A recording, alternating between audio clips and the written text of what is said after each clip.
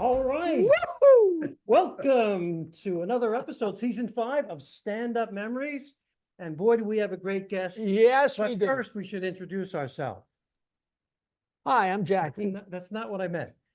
What I mean is, I am Peter Bales, and you are, of course, Jackie the... Joke Man Martling, and this is Stand Up Memories, season 5, and we're very excited Yes. to be back at it. And we thank you for tuning in or watching or whatever you do. And our very special guest is Bobby Collins, who, I don't know about you, but I go back with you to Dixon's White House Inn. Oh my God. Dixon's White House Inn, where Eddie Murphy and Dave Hawthorne and Rob Bartlett and Minervini And Bob Nelson. Yeah. Great times. Where we I all met started. Minervini, and he talked me into coming over to Dixon's to try and play my guitar and tell some jokes. And I'm about to go out and do that for the first time ever. And I'm just about to get introduced. And Jim Myers pulls me aside and he goes, I don't think they're going to buy your shit. And I never forgave him. And I remember you very clearly from back then. Oh, that's where I drove in from Manhattan out there. There was no place, it was the only place on Long Island until we started doing, producing shows. It was great. And you have gone on to ridiculous success. I think comedy legend is fair. Super duper duper. Well, him too. Success. I was talking about him. Oh, All right. no, absolutely. Absolutely. Stand-up memories is about stand-up memories. And I have a memory. I had a show at CW Post College, and I had light brown hair, and Bobby, your hair was a little different as well. And he came out on the train for $75, and we had a blast, and the audience had a blast, and you were working it out, and I'm sure you remember those days, the starting out, how difficult it was. Oh, look how we traveled and did our gigs, right? We were educating ourselves, but we're educating the audience to face this way and laugh. And, it was exciting. We did, this is our 5th season. And the first 25 episodes were just me and Bales telling each other stupid stories from yesteryear. Finally, we said, well, we better talk to somebody else because we're pretty sick of each other. But God, I remember Long Island. I loved Long Island. I still do. I miss it. I'm going back out there. I do that Sag Harbor, the Bay Street Theater. I do, a lot of theaters. I love them. I love Long Island. You have a serious following on Long Island. Yeah. And we should plug one of your upcoming dates at Governor's in Levittown. Now, you are there at the end of November, right? Yes, just the day before Thanksgiving or after Thanksgiving. All right. Well, every year for 35 years. Oh, I God. love it. Jeez. Govs.com, Bobby Collins. You'll see him there. If you haven't seen Bobby Collins, you got to see him. I've known Bobby since he was starting out, and I've known Bobby packing the place as the headliner. Open for you quite a number of times. Always had a great time off stage and on, because you get great crowds. And I don't think you're faking it. I think you're having genuine fun up there, or it wouldn't work. It gives me the oxygen to live. It just does. It just makes me feel like, I need this. Thank God I went into this field 44 years ago, and I met a lot of wonderful people. You meet some jerks, but that's just natural. And then you just keep going, and you look to get on that stage, just to make your heart feel good. Right. You don't do it for however long. All of a sudden you get a little edgy and a little weird, like, what's wrong? And all of a sudden you go on stage and they start laughing like, right. That's the problem. That was the problem. Totally. But way back when it really kicked into gear with like the East Side Comedy Club, yes, Chuckles, that's when things really got rolling out here. And it was just really exciting days, fantastic. And then I'd go in to do Catch a Rising Star and the Improv. And I mean, I knew all the comics, but I ran. I didn't hang out. I just ran to go do other sets to get better. How many sets did you do in one night? My most is 6, and it was in Manhattan. And you forget in the set that you're doing, whether you said it in that set or in another set, Right. you can't even remember what you're saying. I've done probably about four or five, but I didn't run around. I mean, I did Manhattan, here, there, up, downtown, second show, that type of thing. Yeah. Caroline's, that close. Oh, yeah. Oh, yeah. Yeah. Now, tell me, you have not for a moment regretted, you were working in fashion Yes. and How'd you know that? away from the money towards what might very well be no money, towards stand-up. But you haven't regretted that for a second, have you? Not in a second. Matter of fact, some people contact me a lot, or they come to shows and they go, "Didn't you work at Calvin Klein?" And I go, "Yes, I did. I did. I got the job there when I was selling jewelry to the people up in the garment center. And one of the places, and the head guy called me in and he said, 'Hey, we'd like you to work for us. Would you consider that?' I thought that was the worst, going there. But I said, 'How much?' And back then, when the guy said $45,000, and I was hustling for first out of college, what did you make? 18, 20? I said, 'Sure.' Wow. Wow. Now, when you were doing that job, was it a job where you're fooling around and making people laugh and breaking chops a lot? Yes, yes. Finally, And somebody remember, says, you should be a comedian, right? no, a lot of the women, it was mainly women, came from other cities around the country, and they'd come and by, and I'd ask them and laugh with them, and there'd be 6, 8 of them. I said, "What are you girls doing tonight?" And they said, "We're writing up orders in our hotel," because they were afraid of New York. Most of them. I said, I do comedy. Why don't you come up to a place called Stand Up, Catch a Rising Star? Funny. They all went. My orders were ridiculously big. They called me in one day after 2 months and they said, "Hey, we want to make you vice president." I said, "Does it mean more money?" They said, "Yes." I go, "Then you could call me emperor." And the girl that came to see me remembered me saying that. Wow, that's great. Oh, Yes. like And I you only said. did it for 4 or 5 months, only because then I started doing comedy on a regular Yeah, he basis. decided who needs all that money? $75 to take the train out to CW Post College on Long Island is a much better deal. Getting Right, those laughs is right. a much bigger deal than closing an order for an earring, But isn't it amazing what it does for you standing in front of an audience and opening up your heart and tell them how you feel and they're cracking up about it? Oh, you can't beat that. Well, I always say, and it's true, it's better than sex. Only Well, comedians can understand that. the way you do it. The proof in the pudding is almost everybody that you started with in 79 or 80 or 80, they're still around. Even people that didn't grab the gold ring, how could you do anything else once you've done it? Thank you. You Thank do you. other things, to supplement, but it's still, and I still worry every time. Every time. The day that you say, well, I know I'm going to go out there and destroy this audience is a day you're ill-fated. Chris Right. Rock said the funniest thing. He said, comedians don't get paid for doing this show. They get paid for the 20 minutes before the show. Yep. Because you're pacing and worrying, and this is going to be the night that the sound system goes out or a bomb goes off or, Bobby, I've opened for you a number of times and it's fun and you get a great crowd. It's hard to describe. It seems like a middle, everybody goes. In other words, a mixed everybody Bobby Collins crowd. They're always great. There's always a They're lot of always pretty fun. girls in his crowd. Yeah. But I notice that you're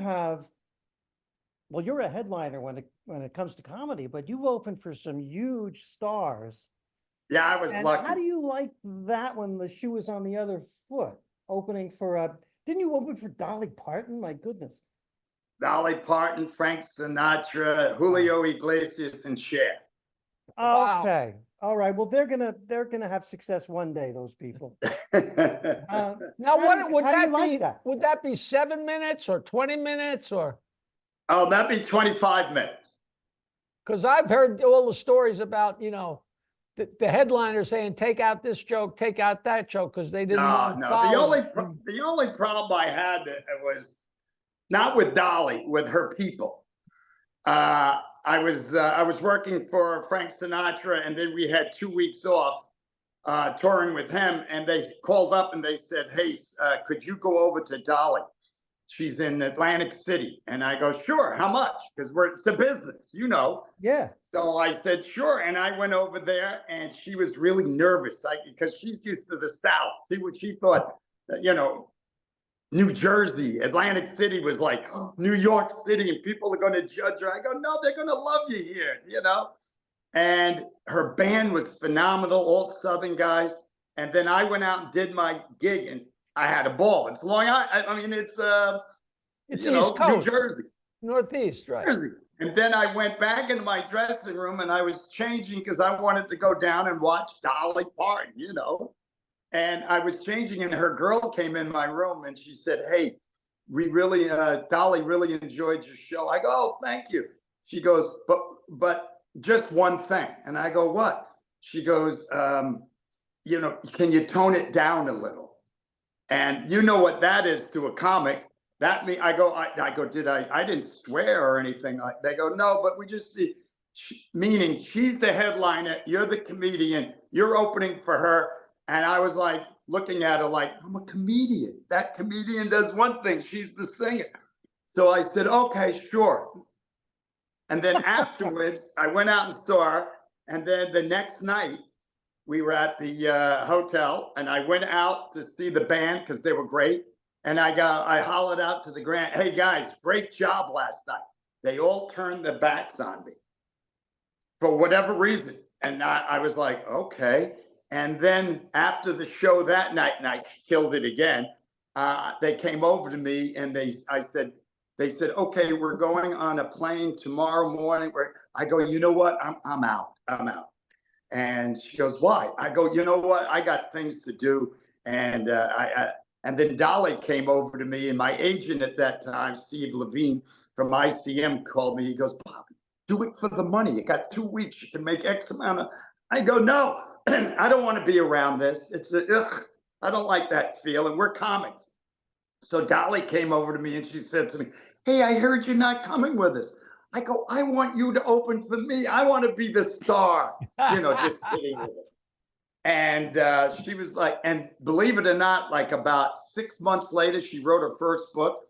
And one of the 7 dedications was to comedian Bobby Collins. Oh, that's nice. That's great. But I don't know where that comfortable. came. You weren't real Yeah. comfortable in that situation because they kind of turned their backs literally, Right. Sinatra was a pista. We went all over with him. Cher was great. She's a nut job. Julio was the best. "Bobby, you want to go swimming tomorrow?" "Where are we going?" Because "We're going to fly back to Florida." I go, "We're in Chicago." I go, "You're going to go swimming and then fly back?" He goes, "Yeah." Oh, that's Nut great. job. I love it. Jackie and I, we've noticed doing this podcast that, of course, when comedians perform, 99.999% of the time it goes great. But when comedians get together at the diner or on a podcast, Right. we love to talk about those rare occasions when things went south, when things went wrong. Now, Right. believe me, I can testify you kill every night, but you've been doing it for so long, the power goes out, a fight breaks out. And You what the must have early seen- days down south were weird, I thought, like the Savannahs and the Augustas and, Right. Right.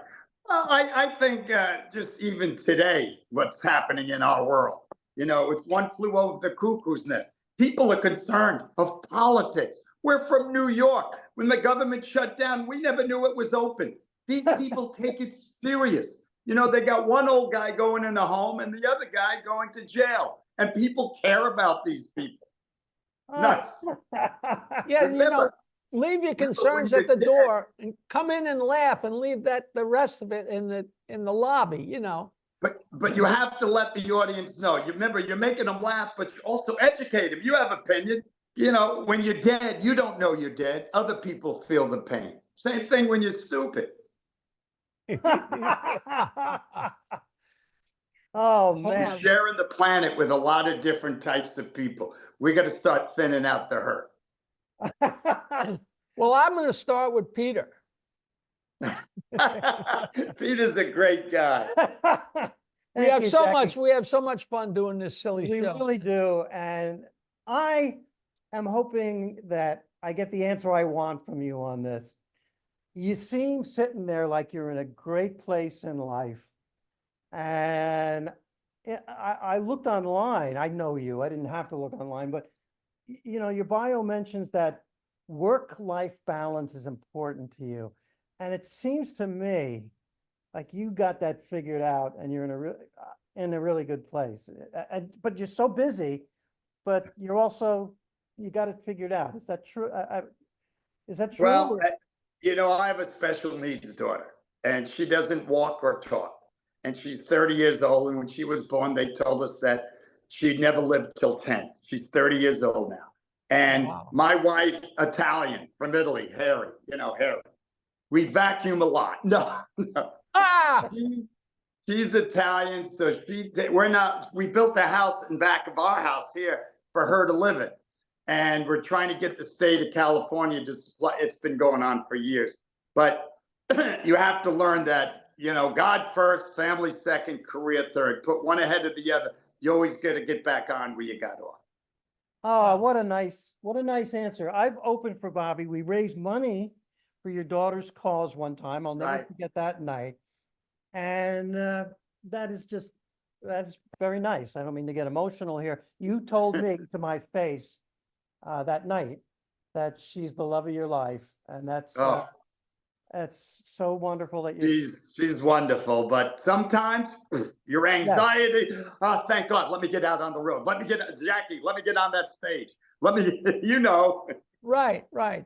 You know, you're having such a nice life. Yeah, I live on the beach and, you know, I'd swim and have a great time. And then all of a sudden one day you're looking at the car saying, I got to get in there. I got to get to the airport. I got to get Right. to it, you know. Right. You know, the great thing is then you have something, you have something to come home to. You go away so you can come home, just like vacation. You know? I live next to a Pizza Hut, so this podcast offers a contrast between success and struggling to get by. Bales has it all. He's tried every different kind of pizza. That's right, I He have. loves pizza. He loves it. Now, we have a lot of comics who watch this podcast. Tell me, you don't get nervous still at this point in your career before a show? You know what I do? I peek in the theater. I peek behind this just to see the type of audience.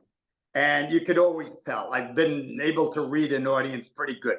So if I look out and I said, oh God, they're smart as hell. This means I'm going to go in a lot of different directions.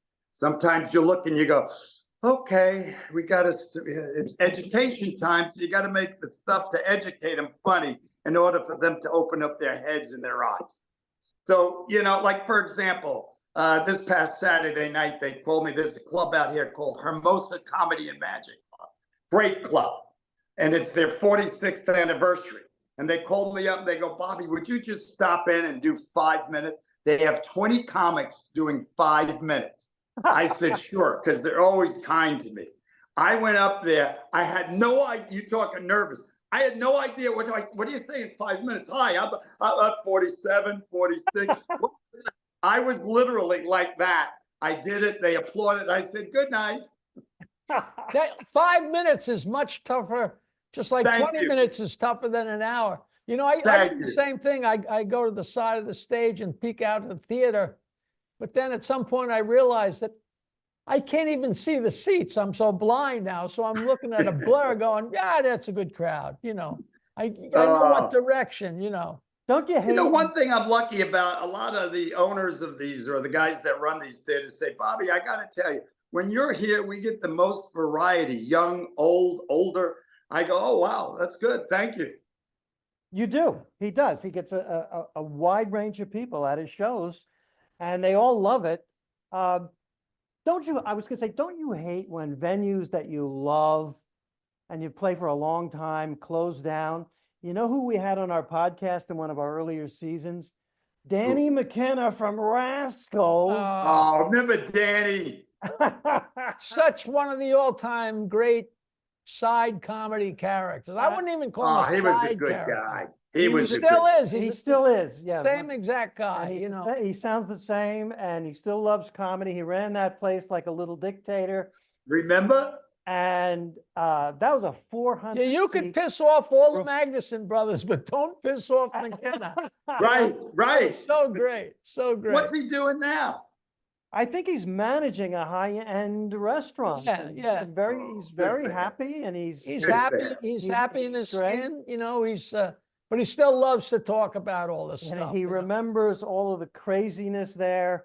And I must have seen you so many times at Rascals, just destroying the 400 people. Oh, Ah, we loved Rascals. Remember, that's where it was. That was our base club where we all really started. Yeah, two- yeah. When you have that, 250. you know, when you have those 400 people in that rectangle going, there was nothing like it. I mean, they I know. bounced off the walls. I just loved it there. Just loved it. Oh, what a great room.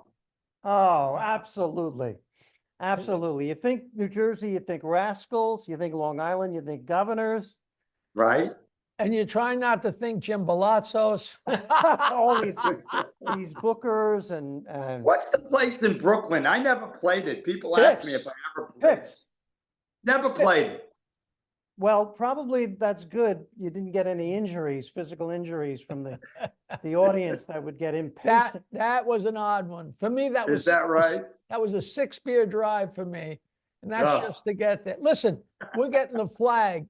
You got to promise us that we can do a sequel to this. Oh, We'll do it. We'll talk more. We'll have some fun, guys. It's a pleasure to see you two. you look great. You look Thank so comfortable there in Southern California.